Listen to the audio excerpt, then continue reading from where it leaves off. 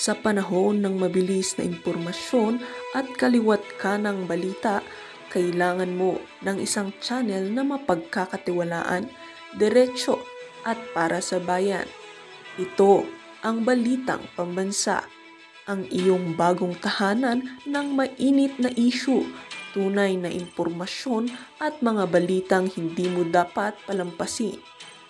Mula sa mga trending na kaganapan sa social media hanggang sa mga seryosong isyong pambansa. Bantay kami sa bawat sulok ng bansa para sa iyo. Hindi lang basta chismis, kundi validated news, mga impormasyon na may batayan at mga kwento ng tunay na buhay Pilipino. At kung gusto mong laging nauuna sa kaalaman, huwag kalimutang mag-like, mag-share at higit sa lahat, mag-subscribe. Dahil sa Balitang Pambansa, balita mo, boses mo, bayan natin ito.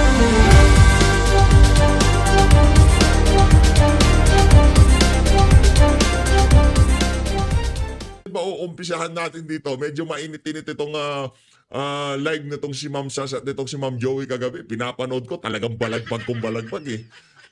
Risa Hontiveros, tanggapin mo na talunan ka.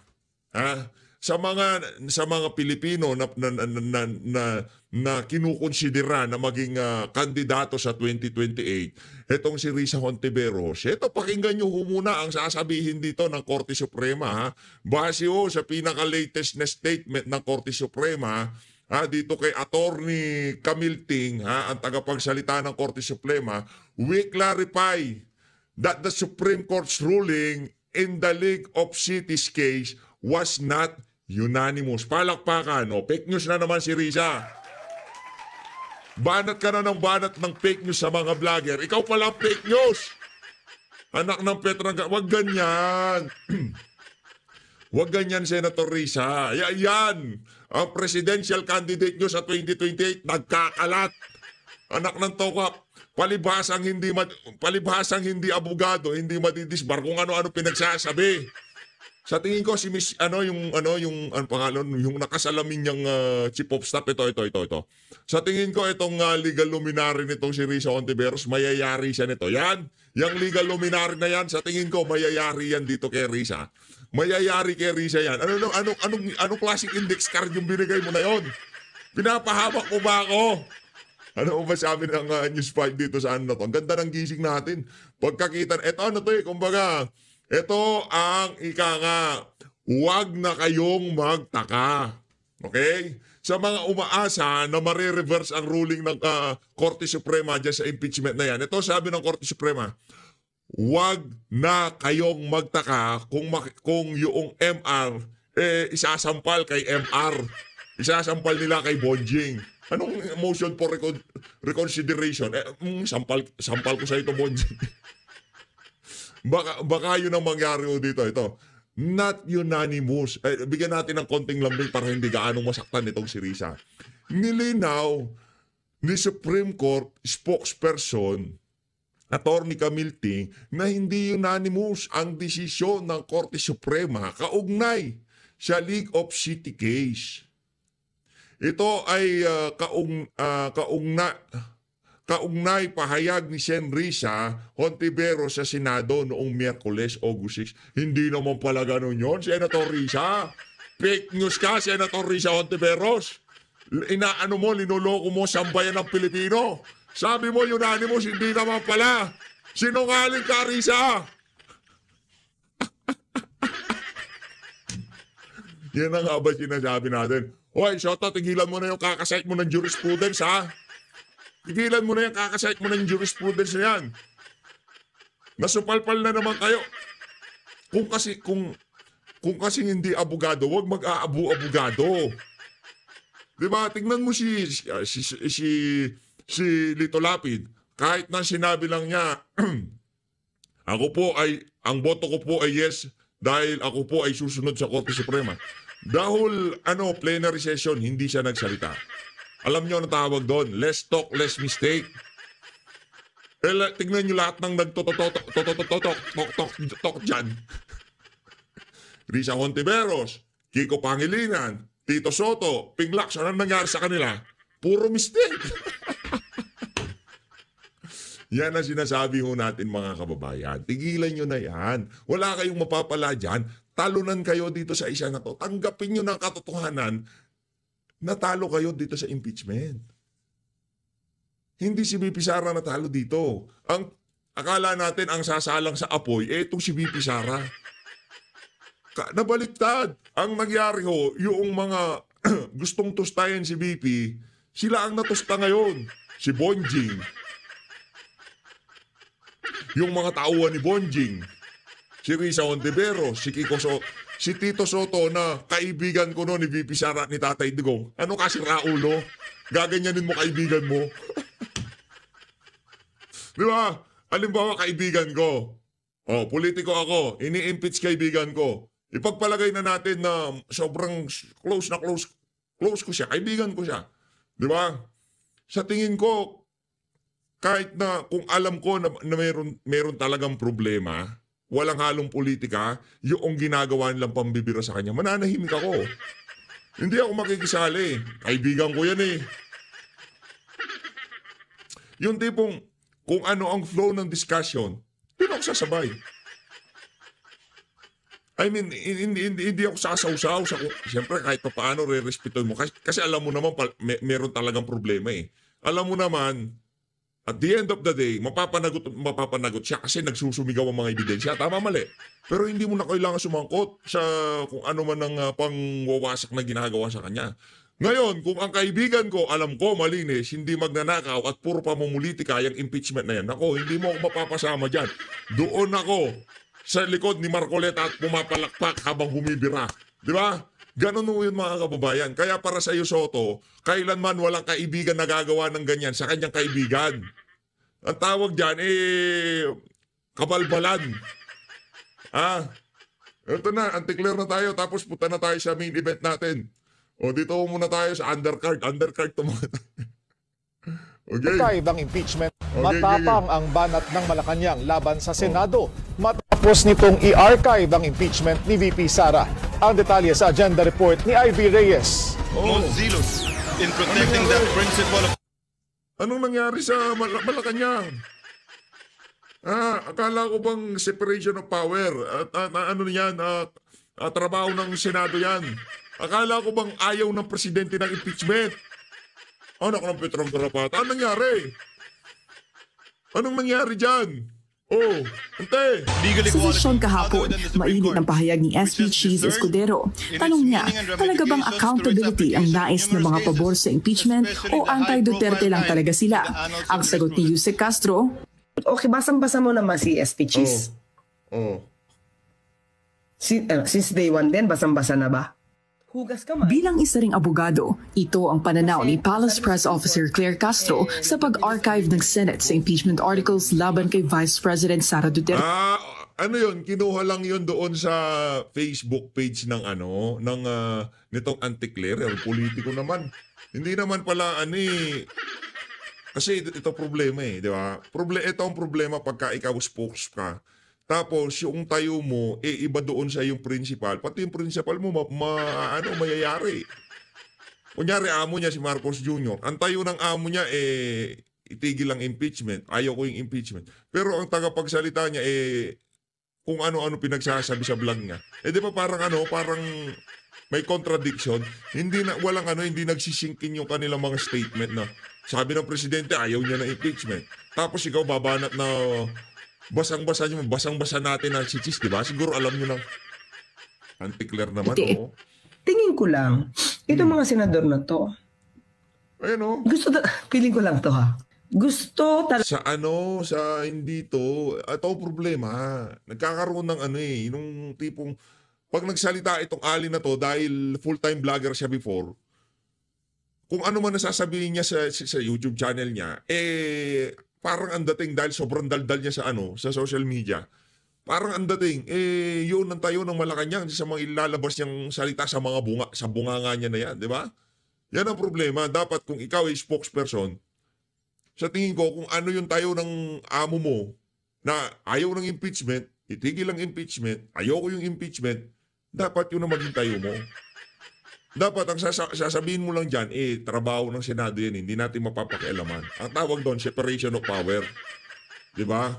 Co-equal namin yan kung ano maging decision nila, yun, di ba? Kaso iba ho ang tono niya dito, pakinggan nyo. Talaga nilang i-dismiss. Pero nagtatago ngayon sila sa decision ng Supreme Court. Nakatakas ang Senado sa judgment ng mga tao na sila ang pumatay sa impeachment. Kasi ang tinuturo nila Supreme Court. Sa kanyang vlog, sinabi Wala namang namatay na wala namang namatay na impeachment. To talaga si Auntie Claire. Misleading na naman yun eh. Naka-MR kaya in-archive. Merong motion sa Korte Suprema, ihintayin pa rin naman yun. Pagka binuhay ulit, sigurado tayo, yung 19 na bumoto, boboto din yun na buhayin ulit. Maniwala ko kay sa akin. Kung ma-reverse nagsalita na nga Korte Suprema eh. Ano sabi nila? Fake news ka, Risa. Yun lang yun, di ba? Yung sinasite mong jurisprudence, hindi unanimous. Fake news ka, Risa. Yun lang yun. Ganun yun. ni Castro na tila nagtatago sa likod ng Korte Suprema ang senator judges. Dahil kung tutuusin, hindi ng pag-archive ang recourse bunsod ng immediate and executory ruling ng SC. You can also show respect by not making any action, saying na let's wait for the final decision of the Supreme Court. Yung motion to table at yung sinasabi mo na yan, walang kaibahan yan. Ngayon, kung magkakaroon ng debate, kailangan talakayin nila sa plenaryo. Madam naman. Palibasa, hindi kayo senador, kaya hindi nyo alam. Ako, di ako senador, pero nakikinig ako doon sa mga matatalinong senador, kagaya ni Rodante Marcoleta. Sino man pinapakinggan nyo? Baka legal luminary ni Risa. Baka itong pinapakinggan nitong si Ante. Ito, yan ang pinapakinggan ni Auntie Claire. Yang legal luminary, yan. Ngayon, mayayari ka, madam. Ngayon, makikita mo, hinahanap mo kung ano-ano kasi pinag-aabot nyo. Yung tipong, meron mo ba kayong yung nung nag-aaral kayo, yung tipong pagka binigyan ng sagot, kahit mali talagang babanggitin, yung tipong nagmamadali pa kasi na, group kayo, di ba? Yung tipong may debate o meron kayong magpe-present kayo, kung ano man, o sisingitan ka ng ganyan, tapos pagkakita mo, kahit hindi mo alam. Yung tipong nabigyan ka lang ng sagot, mabilis pa sa alas 4, taas ka ng kamay, sasabihin mo. Yun ang problema. Yun si Risa. Yun ang presidente ni Trililing. Yun ang problema natin dyan. And then kapag naging final na ito at sinabi talaga no jurisdiction, then you cannot do anything but to abide by the law or to abide by the proceedings. Ang tanong, susundin niya ho ba talaga? Yun ang tanong dyan. Pero sa tingin ko, hindi niyo susundin. Or decision of the Supreme Court. Yun lang. Kailangan i-archive. Giit din ni Castro, hindi dahil archive na ay patay na ang impeachment. Isinantabi lang daw ito. Yun nga lang, hawak pa rin ng mayorya ang desisyon kung bubuhayin pa ito. At dahil may mga senator judge gaya ng presidential sister na si Amy Marcos at Bato de la Rosa na obvious naman daw nakakampi ng bise, hindi masasabi kung ano ang tsansang muling gumulong ang bola. At ang buong impeachment case na ito, problema at gastos pa na matagal na raw sanang natapos kung nagsalita lang si VP Sara. Hayaan natin sila dyan. Si Senado, cargo nila yan. Di wag kang magkomento kung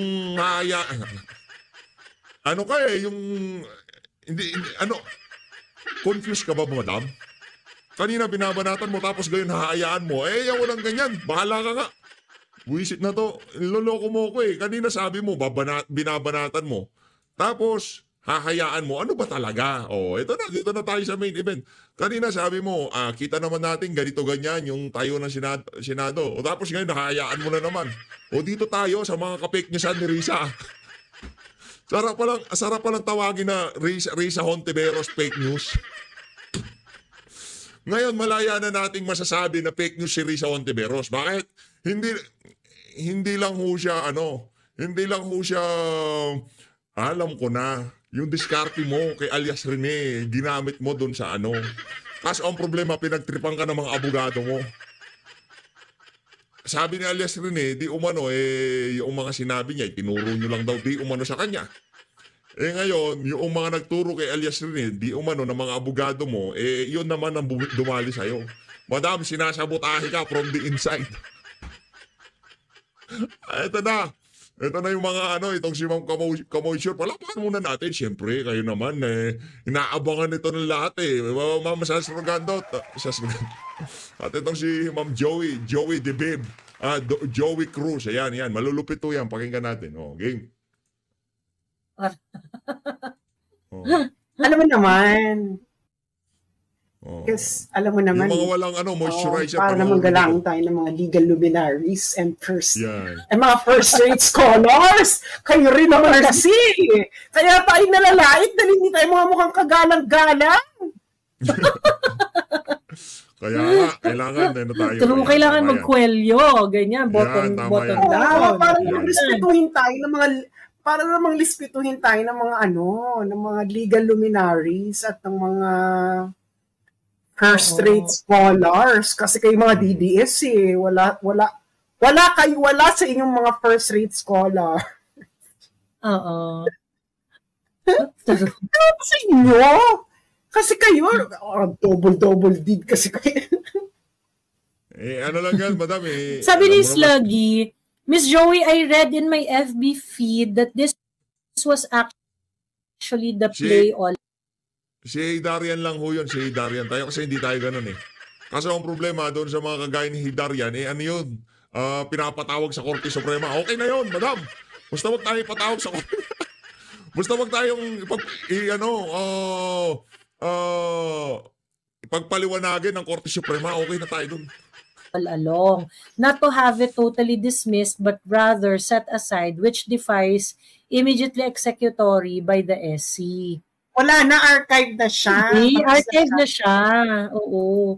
Ang tawag dito, pag archive kasi, ibig sabihin hindi mo kasi siya nga madidismiss kasi nga wala nga valid impeachment complaint.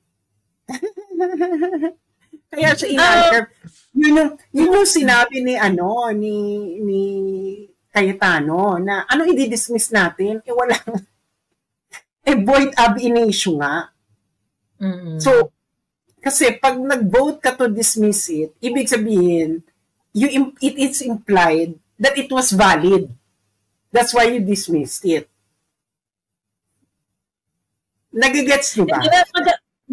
Pagka naman kasi lack of jurisdiction, you can dismiss it you can still dismiss it, but if the ground is lack of jurisdiction, it would never equate into submission na valid yung complaint kasi jurisdiction yung issue.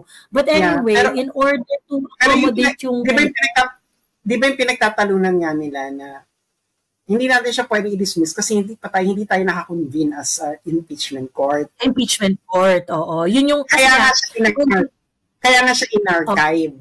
Kasi nga, hindi naman sila impeachment court. Kasi pag nag-convene pa sila as impeachment court, bakla pwede pang ma-invite ang prosecutors to argue. Hahaba pa siya. Correct.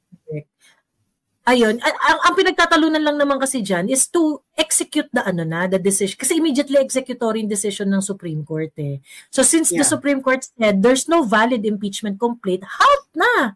Halt! Put the entire process in halt. Yun na dapat yung gagawin. So ngayon, since actually maganda yung ginawa ni Alan Peter Cayetano. Kasi nga, sabi ni Senator Alan, sige kasi medyo iffy yung medyo iffy yung dismiss the case. So we have to find a language that will accommodate yung kumbaga deads na yung impeachment na yan, but because they are trying to argue that it is not yet final and executory, which is by the way is a matter of time It's a matter of time. Kasi the mere fact na nag-acknowledge yung Supreme Court na meron kaming MR na na-receive pero take note final and executory yung decision namin. Ganun, ibig sabihin, walang nakitang reason si Supreme Court at the onset na final yung MR that would change their mind. Nag-gets nyo? So, ibig sabihin, kumbaga, parang talaga to, malaki talaga yung chance na hindi na talaga ma-disturb yung decision ng Supreme Court. But of course, na may meloso po itong minority na sinasabi nila, hindi it's improbable but it doesn't mean it's impossible. Ganon. Yung namimiloso po na lang sila. Correct. Sige. Para just to accommodate your slight possibility na maaari pang magbago ang desisyon ng Supreme Court, i-archive na lang natin.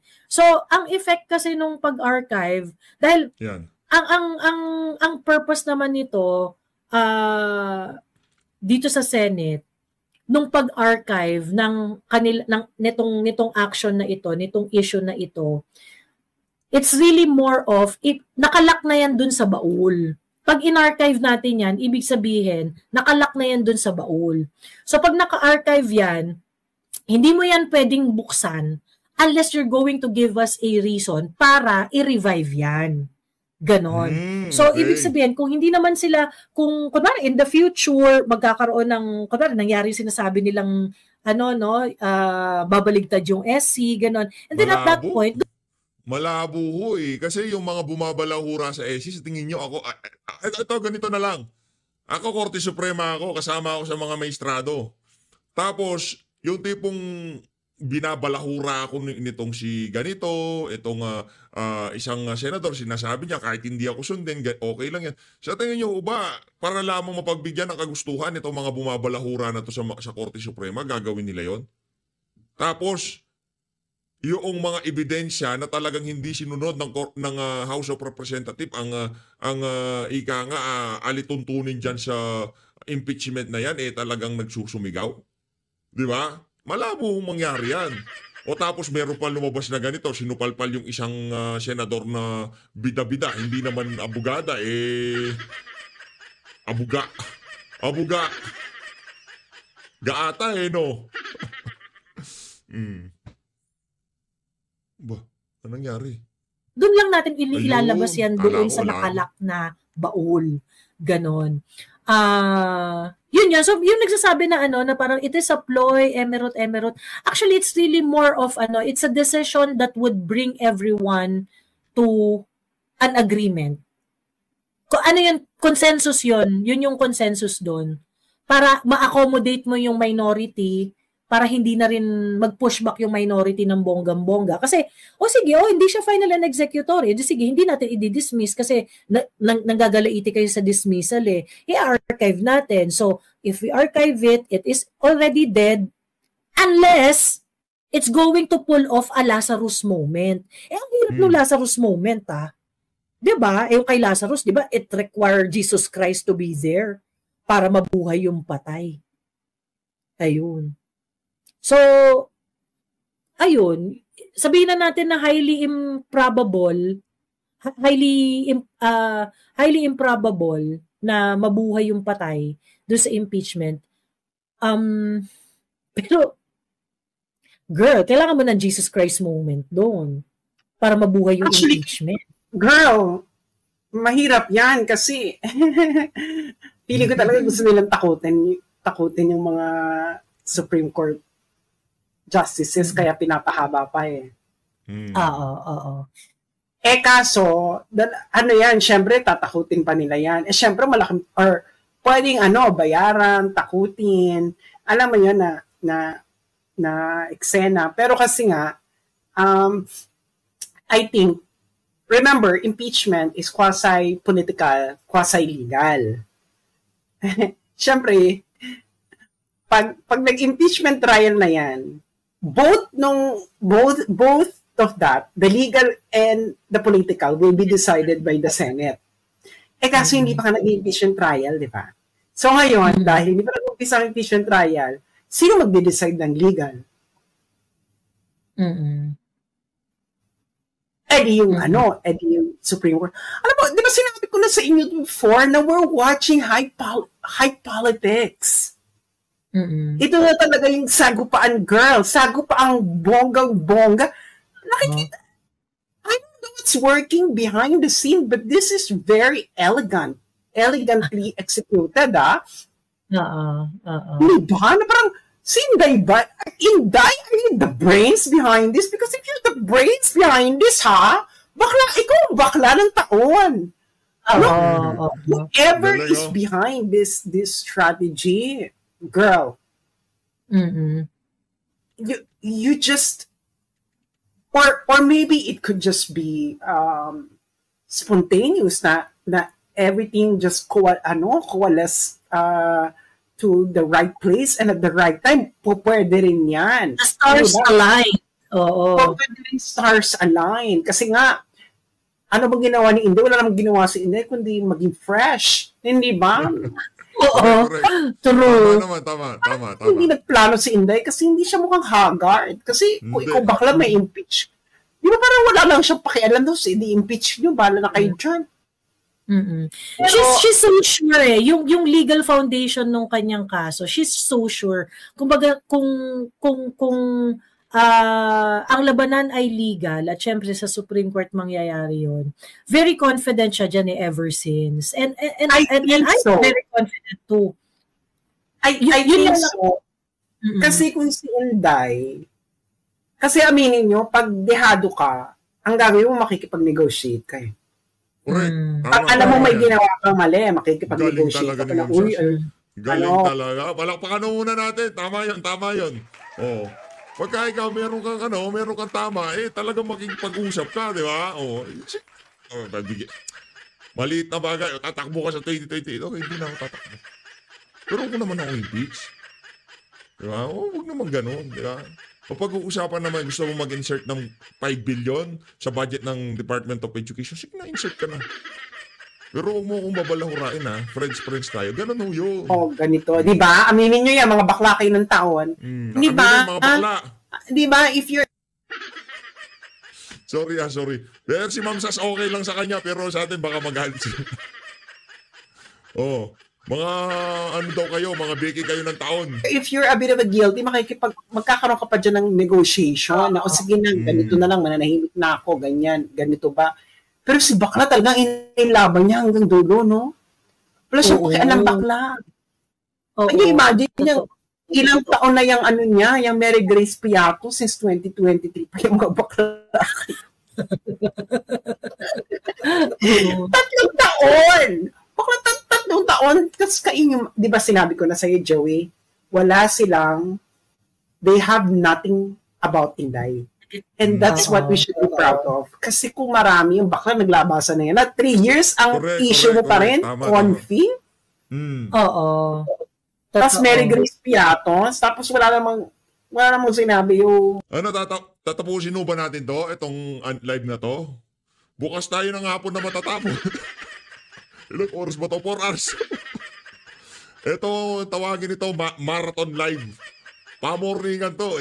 Ano ho tayo dito ika nga palaputan ng dugo. Sinusubaybayan naman ho natin to pagka pinapanood natin to. Kaso, pagkatapos yung pinanood to, medyo bago matulog, check nyo yung blood pressure nyo kasi palaputan ng... Puyatan ho talaga to, sa totoo lang. Matindi. Pero marami yung mga umakyat, maraming matututunan. Magagaling ho talaga, sa totoo lang. COA? So, minamadali lang talaga nila. Kasi nga, gahol na sila sa oras. Kasi, a lot of things can happen from August to February.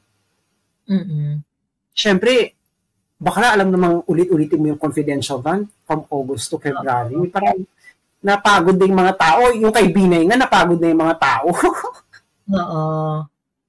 Yung kay Binay nga, mas malalayo. May mga mansion, parang ilang bilyong halaga. Napagod din yung mga tao. Ito nga si Joey, boboto raw niya si Binay noon kung hindi tumakbo si PRRD. Kasi brad ko yun si Binay. Hindi ba? Aminin ninyo yan. Sino iboboto nyo yun? Sino iboboto nyo noong 2016 kung hindi tumakbo si PRRD? Maging maging prangka tayo. Ako, I think I would go for Binay because of, kasi tumira ako na Makati So, kayo, sino sa tingin nyo? Ako talaga, I think my number 2 then was Binay. Binay? Ayoko din si Binay nun Siguro susugal ako kay Miriam kahit na paano pagka nagurguro siya si Binay ang presidente. Tama, parang Binay na lang tayo, no? Hindi, alam natin na nagurgur kasi siya, kaya yung magiging presidente si BBM. Alanganin. Pero talaga ako, Team Miriam ako noon eh. Kung hindi tatakbo si PRRD, siguro, siya lang naman ang, yung mahusay talaga sa mga tumatakbo eh. Kaso falsifikado pala vice president niya. Nagtokwa. Muntik na tayo doon. Oo. Siya talaga eh. Kayo, sino? Binay din, di ba? Aminin ninyo, mga bakla kayo ng taon. Diba? Kasi lumaki ako na Makati. And, naging kapitbahay ko pa yung mga Binay sa Makati. Wow. Hello, hindi nyo alam kapitbahay ko kayo, mga Binay sa San Antonio Village. Charot. Kunwa, kape, di ba? Miriam? Hindi ko kasi kinonsider si Miriam dahil may cancer si Miriam. Oo, ako rin. Tapos vice president niya na si Bongbong. Yun lang. Sabi ko, takina pag nanalo to si Miriam at si Bongbong, tapos si Miriam yung nanalo, tapos naging vice president si Bongbong. Kanya imagine ang papalit sa kanya si Bongbong. Si Bongbong. Lalo pa lang presidente na natin siya, 2016 pa lang. Oo. Diba? Ako talaga Binay ako noon, Binay. Si Miriam kasi may cancer kaya hindi ko na siya kinonsider. Pero Binay ako noon.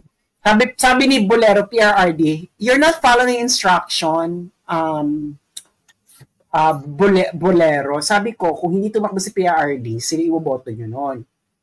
So, ako talaga doon si Binay. Pero yun nga, di ba? Pero kung wala si PRRD sa eksena. Ay, sandali. Supreme Court slams Risa Ontiveros. Hala, uy! The Art of Making Enemies. Basahin mo nga yan. Hindi ko nabasa yan Basahin mo ano nangyari. Kakaano pa lang parang bago pa lang. Wala pang 1 hour yung post. So ngayon, di ba nga, kakaloka to si Risa. Ang problema kasi dito kay Risa, parang kung ano yung finid sa kanya.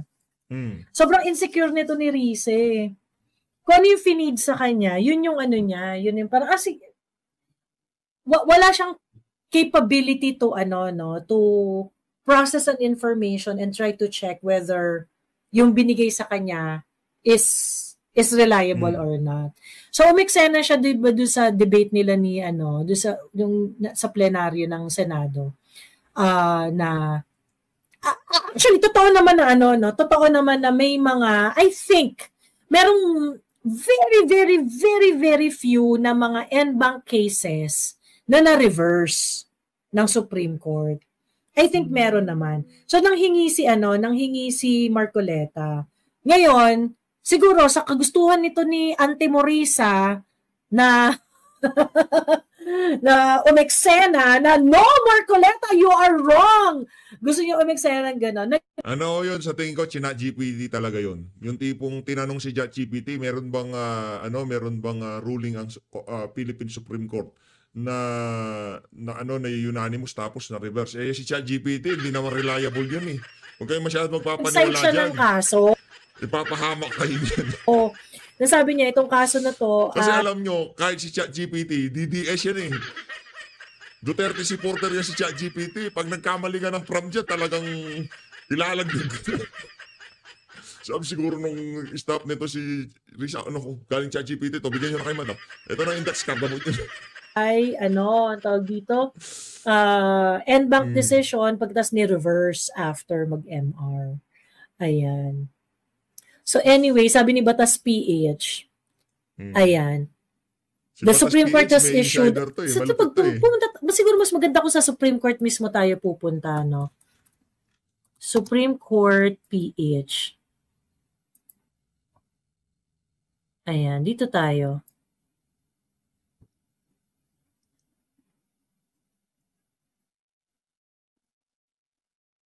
May statement ba sila?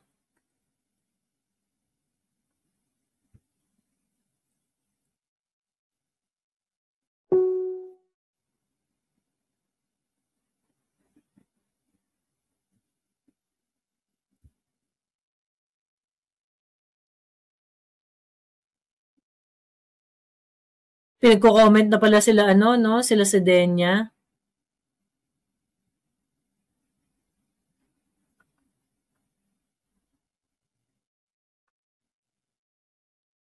Pero wala naman. Kagabi pa ho kasi yan, hindi pa confirm dyan, pero ngayon, confirmado na ho. News 5 na naglabas eh. Pagka yan na naglabas, ano na yan, ika nga, kung mamimake news sila, mayayari sila. Confirm na ho yan, confirm na. Parang wala naman.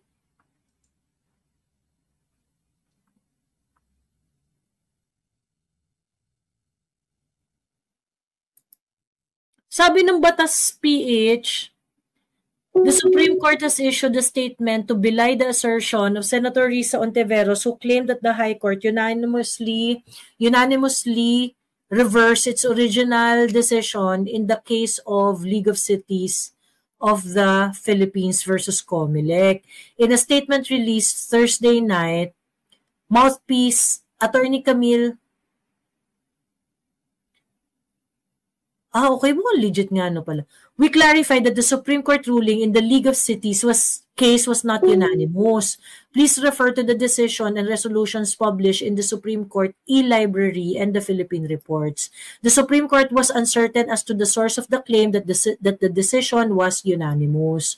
This comes after Ontiveros, during the heated Senate impeachment debate on Wednesday, cited the case of League of Cities on the Philippines versus COMELEC and International Service of the Acquisition of Agri-Biotech Applications, in claiming that the SCN Bank has unanimously reversed its original decision in a motion for reconsideration. Nasaan na si Ma'am Sas? Nawala bigla. ChatGPT can make mistake. Ayan. Yun, kasi ang condition kasi ni Senator Marcoleta, merong en banc decision na ni-reverse ng Supreme Court na unanimous din. And yeah, if that is the situation, napakahirap niyan eh. Ayun. So sabi ni Kong Marcoleta, sa kanyang pagkakaalam, wala pang ganun. Ayun. Ito, ni-reverse. Pero nung ni-reverse, hindi naman siya unanimously reversed. Ayan. Okay? I think kasi, ang hindi kasi maintindihan ni Risa yung tanong. Si Risa kasi, yung kaklase mo na ayaw magpatalo. Oo. Na, Bex, let it go. Parang gano'n. Tama. Oo, tama. Okay na nag-post pa siya today na, eto, nakakita ko! Ito! Nag-post pa siya ng gano'n na, teka. Ang hindi niya maintindihan kasi,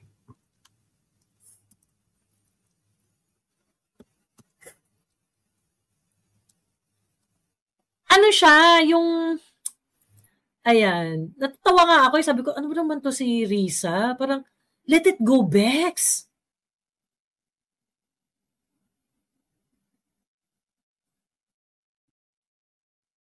Meron pa siyang post na ito, na-reverse na ba ng SCN ba nga sarili nila sa original na unanimous decision nila? Yes na yes. Hindi totoo na never ito nangyari. Isang halimbawa ang BT Talong case. Look it up po. Ayan. Para bakla! Let it go! Ayaw magpatalo. Diyos ko. Parang Bex, tama na. Hindi mo na nga na-raise during the plenary. BT Talong,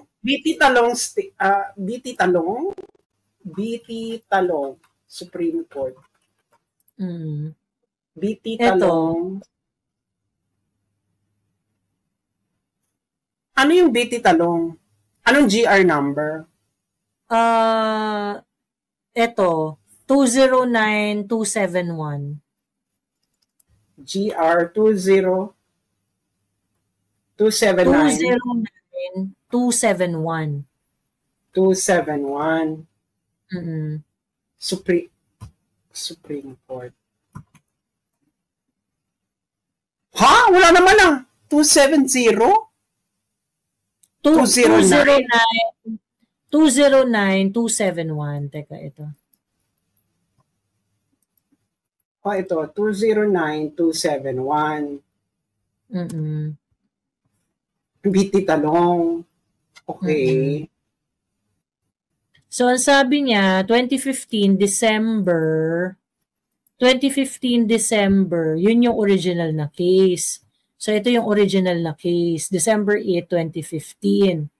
So, dito sa decision na to, tingnan natin.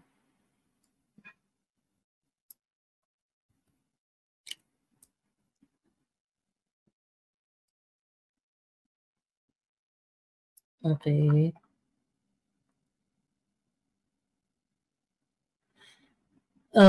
No unofficial leave, no part, Hardelesa. So, ano yung mother case nito?